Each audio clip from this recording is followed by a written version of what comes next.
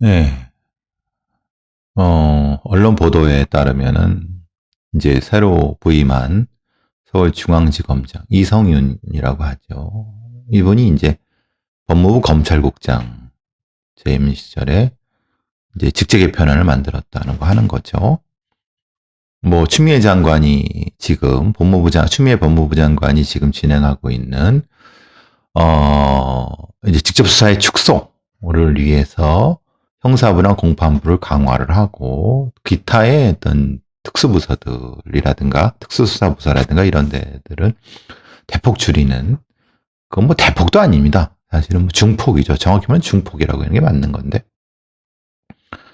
직제 개편안을 이제 보통 이제 중앙지검장 같은 지검장이 취임을 하면 확대 간부회의를 하지 않습니까? 그 앞에서 이제 현재의 윤석열 체제하에서 지금 여러 가지 수사를 진행해 왔던 차장급 간부, 뭐 고 이하급 간부들이 일종의 지검장을 성토를 했나 봅니다.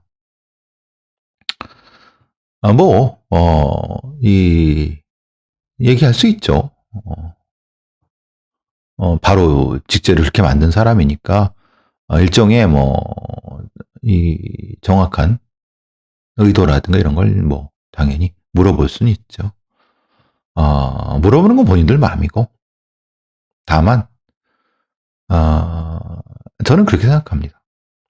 본인들 많이 선하고 정의롭기 때문에 지금의 이제 본인들 입장에서도 말하자면 지금 청와대의 하명수사라든가 아니면 권력형 비리라고 주장하고 있는 그 수사를 진행하고 있는 것이 소위 말하는 추미애 장관 같이 정권과 연결된 사람이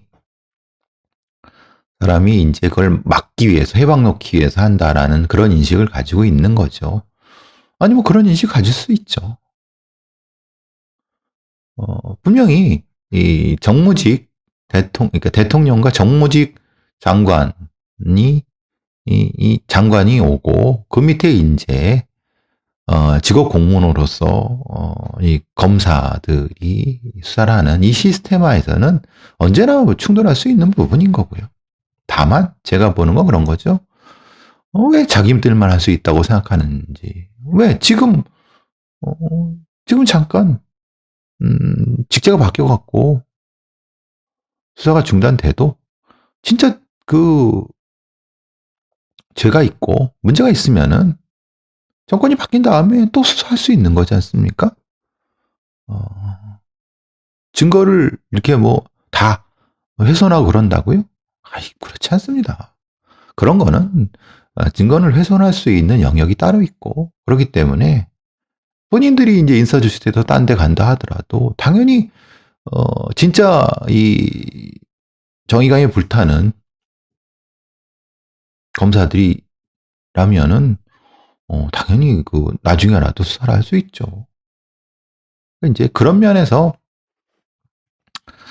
하는 건 본인들의 그 문제 제기하는 건 본인들의 자유고, 다만 공무원으로서 만들어진 직제안이라든가 아니면은 그 인사에 따라가는 것도 공무원의 입장입니다. 뭐 그게 마음에 안 들면 못 받고 나가면 되는 거죠. 뭐 다른 거에 비해서 검사들은 변호사 자격증이 주어지니까 다른 공무원들이야 사실은 뭐 나가면은 실업자가 되겠지만은 검사들이 변호사 개업하면 되는데 뭐 그것이 뭐 특별하게. 어쨌든 일종의 언론들이 이제 계속 이거를 부추겨 올리는 거죠. 소위 말하는 아주 소수의 정치 검찰들의 이 엉김 행태를, 깽판 치는 행태를 다수의 검사들이 하는 양, 이렇게 이른바 크게 확대해서 뭔가 이 정권에서 부도덕한 일을 하고 거기에 저항하는 이 검사들, 이런 프레임을 만들려고 하는 것 같습니다. 뭐가 됐든 어쨌든 검사는 수사로 말을 한다면요. 그러면 실제로 만약에 그렇게까지 정권에 문제가 있었다고 하면은 조국 장관 수사했을 때 이미 조국 장관에 대해서 뭐가 나왔어야 되는 건데 뭐 나온 것도 하나도 없고 있어봤자 그죠? 제가 여기서 말씀드린 조국 장관을 옹호하려고 말씀드리는 거 아닙니다. 조국 장관이 부도덕한 부분, 이 탈법 부분, 이게 본인도 인정한 거죠. 이른바 강남 좌파로서 이 본인이 한 얘기에 대한 책임 부분에도 분명히 존재하는 거고, 그렇지만은 그건 그거고 법적인 어떤 문제에서는 검찰들이 충분히 수사했는데도 불구하고 나온 게 없다고 하면은 인정해야죠. 그렇지 않습니까? 인정하고 다음으로 넘어가야 되겠죠. 근데 별건 수사 뭐 탁탁탁 다 털어갖고 뭐 이렇게 하는 거, 그러니까 그 방식 때문에 사실은 검찰의 직접 수사를 없애려고 하는 거 아닙니까? 실제로. 그런 면들이 분명히 존재한다고 봅니다. 뭐 저는 말씀드리지만은 검찰의 직접 수사는 아주 최소한, 뭐 필요한 만큼 최소한인데 그것도 과도기적이고, 다시 말씀드리면 검찰은 기소권만 가지면 됩니다. 그리고 과도기적으로 아주 특별한 경우가 있지 않습니까? 특별한 수사부서가 직접 수사라든가 이제 보완 수사 같은 거, 그런 것이 있는 경우는 과도기적으로 유지하는 과정에서 이렇게 돼야 되는 거고, 이제 그 과정에서 제가 말씀드리려고 한 건 거죠. 검찰 수사관들 문제입니다. 왜냐하면 지금 2,000명 좀 넘는 2,000 몇백 명의 검사가 있지만 실질적으로 수사를 진행하는 건 7,000명에 달하는 검찰 수사관들입니다. 오히려 뭐 연차도 별로 없고 능력도 별로 없는 검사들보다는 오랫동안 그걸 해온 검찰 수사관들이 사실 더 능력이 있고 그 사람들이 핵심일 수 있습니다.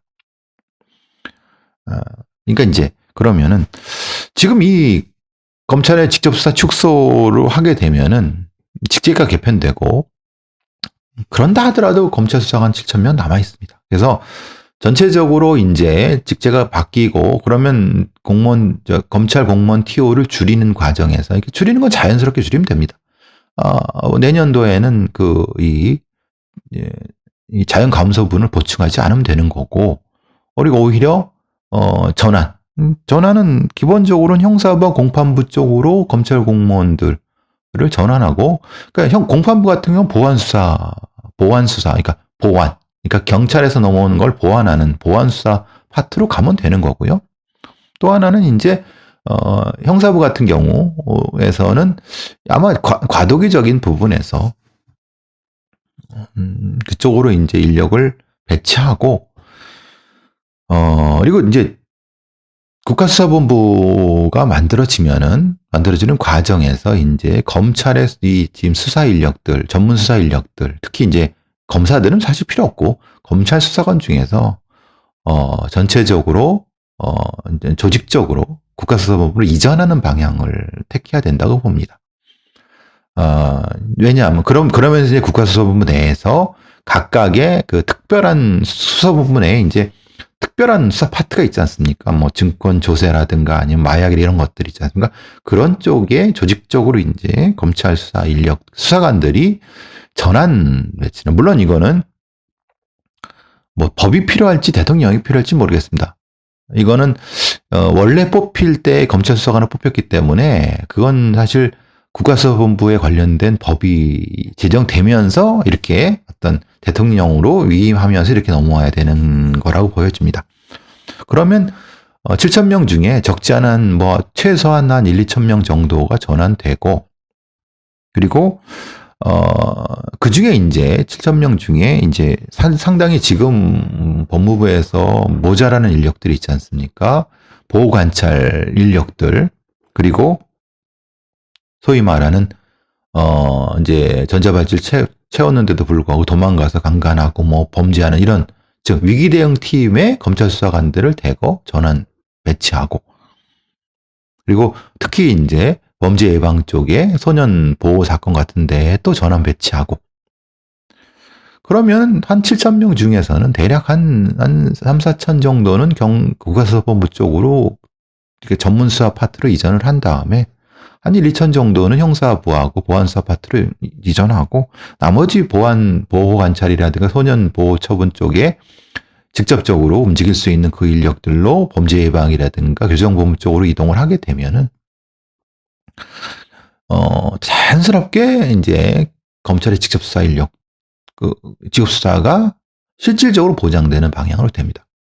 그러니까 말하자면 사실 뭐 일본 같은 경우가 그렇다고 하네요. 그리고 또 다른 데도 검찰청에 검사관이 있는데 검찰 수사관을 아예 두지 않는 겁니다. 있어도 아주 서술 두는 거예요. 그러니까 직접 수사를 하려야 할 수가 없는 거예요. 그런 구조를 만들어야 된다는 겁니다. 지금은 직접 수사 인력이 이렇게 있기 때문에 당연히 마음대로 수사할 수 있는 거죠. 그러니까 이 부분은 그러면서 당연히 이제 지금 있는 검찰의 경찰을 본땄던 어떤 수사 정보 파트도 자연스럽게 이제 국가수사본부 쪽으로 이전되는 방향으로 하게 되면은 검찰의 직접수사 축소에 대한 검찰 개혁의 일환은 상당 부분 해소가 된다. 뭐 그러는 과정에서 법이 바뀜으로써 법이 바뀌어서 아예 기소 파트만 남기고 형사 파트도 상당 부분 줄어드는 쪽으로 이제 이렇게 돼야 되겠죠. 그걸 좀 부드럽게 이제 문재인 정권 나머지 부분 2년 동안에 돼야 되겠고, 그러기 위해서는 아무래도 지금 이제 선거가, 총선이 그래도 좀, 이런 검찰 개혁을 하는 쪽으로 돼야 되는데, 만약에 이제 또, 검찰 개혁을 이제 되돌리겠다는 쪽으로 선거가 나오면 이게 아주 복잡해집니다, 이것도. 이게 지금 사실 우리나라가 과도기에 있는 건데, 하여튼, 방안은 아무래도 그렇게 나가야 될 것 같습니다. 그리고 뭐 당연하게도 이제 2월이나 3월에 이제 경찰 개혁에 대한 걸 한다고 하는데, 사실 안 되죠. 계속 총선이 80일 앞이고, 마음은 콩밭에 가 있는데, 어떤 사명을 가지는 국회의원 놈들이 그걸 하겠습니까? 어느 놈이 하겠습니까? 쉽게 말하면. 말을 들어 쳐먹겠습니까? 그리고 뭐, 흔히 말하면 물갈이 한다고 그러면서 하는데, 들어 쳐먹겠습니까? 그러니까 사실은 그거는 어렵고, 대신 이제 대통령령이라든가 아니면 이런 과정에서, 경찰이 좀 준비를 하면서, 그리고 그것을, 대통령이 강하게 추동해낼 수 있는 그런 쪽으로 가야 되겠죠. 어쨌든, 검찰의 이제 직제 개편을 통한 저항은 있을 수밖에 없는 거겠죠. 그 저항이 무섭다고 검찰 개혁을 안 하면은 지금 한 법 통과 이런 건 아무 의미가 없는 겁니다. 당연히 법에 따라서 직제를 개편해야 되는 게 맞는 거고, 절이 싫으면 중이 나가야죠. 나가는 중이 1,000명이 되든 2,000명이 되든 다 사표를 받으면 됩니다. 근데 지금 그럴 리도 없고, 지금의 거의 대부분의 형사 파트라든가 공판 파트라든가 이런 검사들은 그렇지 않습니다. 지금 아주 소수라고 하면 기껏해야 3, 400명 정도의 정치검찰들, 많아야 500, 600 정치검찰 관련된, 아니면 과거의 향수를 생각하는 그런 검찰들이 쉽게 말하면 이렇게 하는 거지. 나머지는 대부분 제가 봐도 한 3분의 2 정도는 그렇지 않다고 봅니다. 그러니까 3분의 1 정도는 지금 검찰 개혁이 마음에 안 들면은 사표 내고 변호사 개업하면 되는 거예요. 딴 거 따질 거 없습니다. 굳이 그런 거 갖고 신경 쓰겠습니까? 전혀 그런 거 갖고 좌고우면할 필요 없고 겁을 낼 필요도 없고, 공무원들이 직제가 바뀌면 바뀌는 대로 움직이는 거고, 아까 제가 말씀드린 것처럼 그게 서로 정권의 어떤 치부를 감추기 위해서 자기들은 이렇게 한다, 그러기 때문에 한다라고 생각을 한다 하더라도 왜 자기들만 검사합니까? 자기들 옷 벗고 나가면 다른 어떤 검사들이 그게 문제 혐의가 있으면 그때 또 수사를 할 수 있는 거지 않습니까? 그런 어떤 일종의 오만함 같은 거 이런 거는 안 되죠. 어쨌든 그 검찰 개혁에 대한 부분은 뭐 계속 얘기를 하죠. 좀 그러네요. 자, 지금 이제 선거철이 다가오니까 판사들도 이제 사표 내고 출마를 생각하면서 16일까지가 어제까지 다 냈겠죠. 빨리 사표 처리했나 봅니다. 근데 문제가 그러면 그 판사들이 맡았던 사건은 어떻게 되느냐? 또 재판부 배당해야 되고 그 판사는 또 사건 파악해야 되고 그죠? 그러니까 애초에 사실은 물론 판사들도 선출직에 나갈 수 있죠. 그런데 애초에 판사는 선출직에 그러니까 판사만 할 사람들, 즉 오랫동안 뭐 변호사를 했고 그리고 사회 경험도 있으면서 이제 판사로서 어떤 공직에서 하려 하는 사람들 중심으로 해야 되는데 일종의 권력에 기댄 아니면은 그런 전문적인 판사만 할 사람들이 아니라 사실은 판사는 그냥 해도 되고 안 해도 되고 판사가를 발판 삼아서 딴 데를 가려고 하고 이런 사람들은 판사 되면 안 되죠. 오히려 다른 쪽으로 갔어야 되는 건데 그러니까 애초에 지금 권력지향적 판사들이 양산될 수 있는 그런 구조가 사실은 문제라는 겁니다. 그게 사법농단 아닙니까 사실은? 권력에 독립해 있어야 되는데 오히려 권력과 야합하고 권력을 얻기 위해서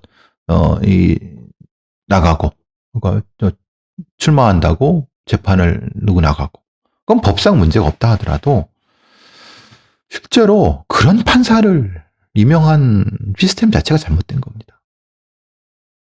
그러니까 애초에 사법연수원 지금 사법연수원이지만은 에서 이렇게 어린 젊은 진짜 아무것도 모르는 그런 사람들보다는 그래도 경력이 좀 있고 사회적으로 명망이 있는 그런 판사들이 임명이 될 수 있는 구조.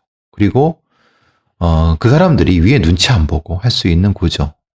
이게 서열화된 구조가 아니라 그러니까 사법행정에 그만큼 민주적이고 독립적이고 이런 것들이 그리고 통제가 민주적인 어떤 통제가 될 수 있는 참 이런 거 판사들이 사표 내고 총선 출마하는 거 보면서 참 씁쓸합니다. 나갈 사람 나가야죠. 자기가 정치인이 되고 싶다는데 뭐 굳이. 근데 그런 사람은 뽑히면 안 되죠. 그건 판사가 되면 안 됐었죠. 사실 아까 이거 하려고 했던 건데 실제로 이제 이런 거죠. 검찰이 그렇게 직접 수사 이렇게 수사권 놓지 않으려고 했지만은 사실은 검찰의 직접 수사 그러니까 이 검찰 그러니까 수사권을 독점하고 있던 검찰이 에 대한 불만 중에 하나는 이런 겁니다. 진짜 국민을 위해 필요한 전문 수사 영역이 뭐냐? 정치인들에 대한 두들겨 잡기라든가 이런 거는 당연히 해야 되는 거지만은 실제로 국민들을 더 피해 주는 건 사기 사건, 다단계 사기 같은 거 이런 거 있지 않습니까? 특히 또 주가 조작 같은 거, 부동산 뭐 조작 이런 것들, 사기 이런 것들 그게 얼마나 성과를 냈는지 전 궁금합니다. 만약에 그거를 전문적으로 하는 쪽이 있었고 그랬다고 하면은 국민들이 이렇게 검찰에 대한 신뢰를 버리지는 않았겠죠. 자기들이 하고 싶은 수사는 하고 나머지 민생 관련된 수사는 내팽개치고 그러니까 국민들로부터 버림받는 거 아닙니까? 지금 이것죠. 주식을 사두고 리포트를 낸 애널리스트가 있습니다. 한야금융투자에 이런 거죠. 흔한 거죠. 그러니까 여러분 이제 TV나 이런 라디오나 신문에 무슨 애널리스트라고 해갖고 주가가 오른다 어떤 걸 사라 팔아라 어떤 몇 가지 주식 코스피가 몇 포인트가 오른다 막 떠들어대지만 실제로는 그걸 지가 쓱 사두는 거예요. 뭐 차명이든 어쨌든 누구 이름으로. 한 다음에 그게 오른다고 막 사라 그래요. 그럼 주가 올리죠. 그럼 싹 판 다음에 아무 책임 안 지고. 이런 양아치들. 그러니까 일종의 소위 말하는 도둑놈들이죠. 이 주식 도둑놈들이죠. 근데 이런 어떤 이 법 체계가 사실 명확하지 않았고, 제가 지난번 말씀드린 것처럼 이걸 추징하기가 참 애매하다. 그러니까 추징도 안 하고, 그러니까 한 100억 시세 차익을 얻었는데 추징금이 없어요. 벌금만 한 10몇 억이에요. 10몇 억도 안 되죠. 그러니까 누가 그럼 그 범죄를 안 하겠습니까? 나머지 차익 80억을 얻는데. 이번에 그래서 지난해부터 금융감독원에서 자본시절 특별 사법경찰 특사경이 만들어졌습니다. 애초에 있었는데 안 쓴 거예요, 사실은. 그러니까 그 성과가 지금 나타나는 거죠. 그러니까 이런 주식 범죄, 증권 범죄는 전문적인 전문가가 수사를 해야 돼요. 근데 이제 서울 남부지검에 증권범죄합동수사단이 있었는데 그게 이번에 해체가 되고, 그러면 당연히 그건 해체가 돼야 되죠. 그럼 전문적으로 이 금융감독원미에 있는 금융 전문가들이 이걸 적발해내서, 그리고 거기 관련된 추징이라든가 이런 걸 할 수 있게끔 법도 바꾸면서 해야 되는데, 엉뚱하게 검찰이 이걸 가지고 있어갖고 일부 성과는 냈지만 지속적으로 진짜 서민, 진짜 그 자본시장에 피해를 주는 걸 촘촘히 했느냐. 거기에 대해 아마 자신 못할 거예요, 검찰이. 그러니까 욕을 먹는 거예요. 하고 싶은 것만 하는 거니까. 그러니까 이제 그 부분에 대해서, 그래서 늘 말씀드리는 것처럼 전문적인 수사 부서가 있어야 되는 거고, 그리고 그 수사 부서는 수사와 기소가 분리되어 있어야 되는 거고, 그리고 이제 이것처럼, 그럼 금융감독원의 특별사법경찰이 이런 같은 형태가 있고, 수사를 할 수 있게끔 전폭적으로 지원해 줘야 되고, 제도를 만들어 줘야 되는 거죠.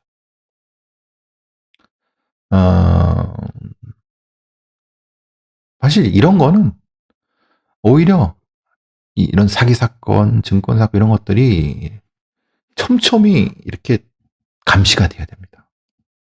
진짜 불로소득으로 남의 등쳐먹는 이런, 마찬가지로 부동산 같은 것도 마찬가지죠.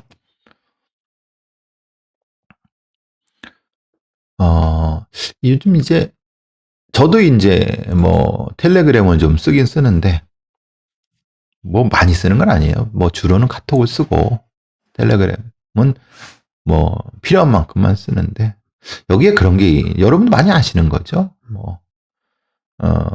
이 텔레그램용에 성범죄 관련된 그 착취 동영상 같은 것들이 거의 뭐 이건 범죄죠. 엄청나게 많은 비밀 방들이 있는 거예요. N번방이라고 해서. 그러니까 이것도 역시 뭐랍니까? 전문 수사 부서가 있어야 돼요.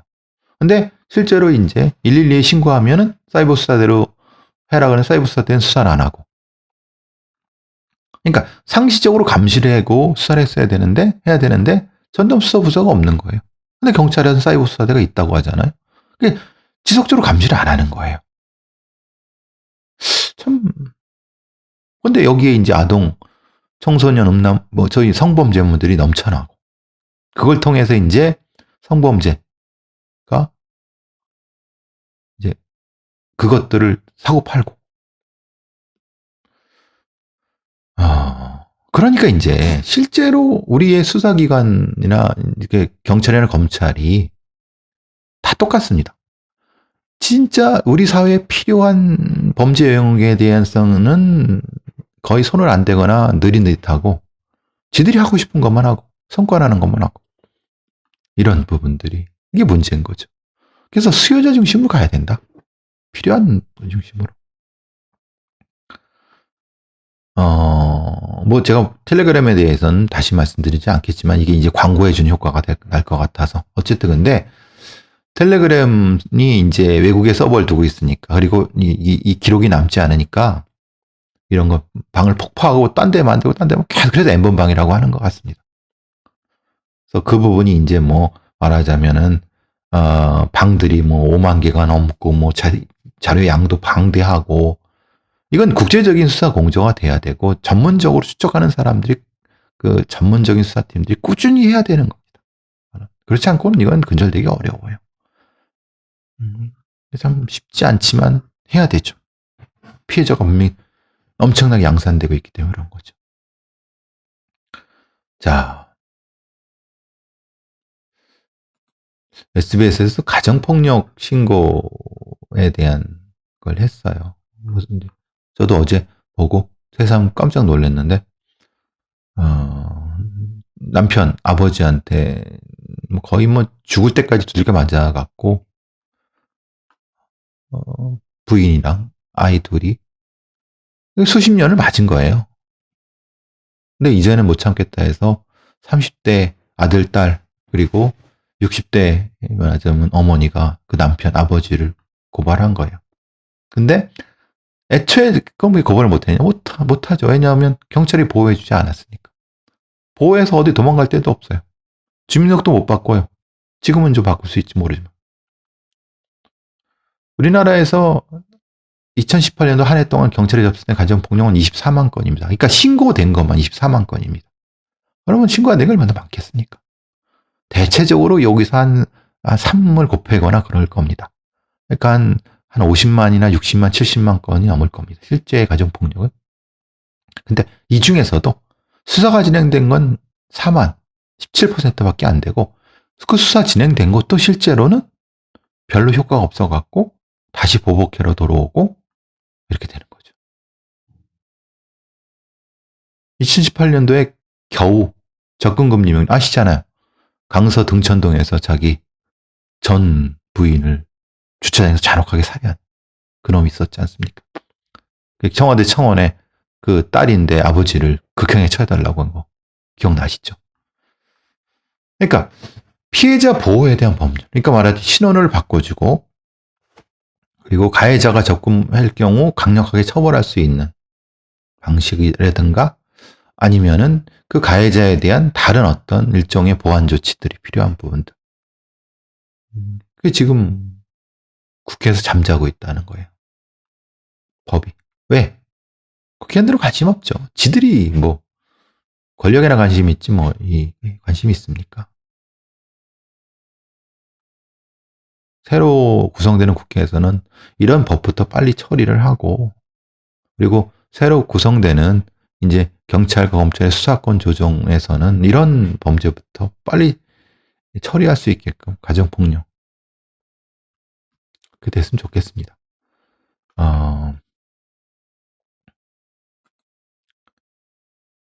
자, 오늘은 뭐 앞에 좀 하고 요거 2개까지 했습니다. 오늘 여기까지 하겠습니다.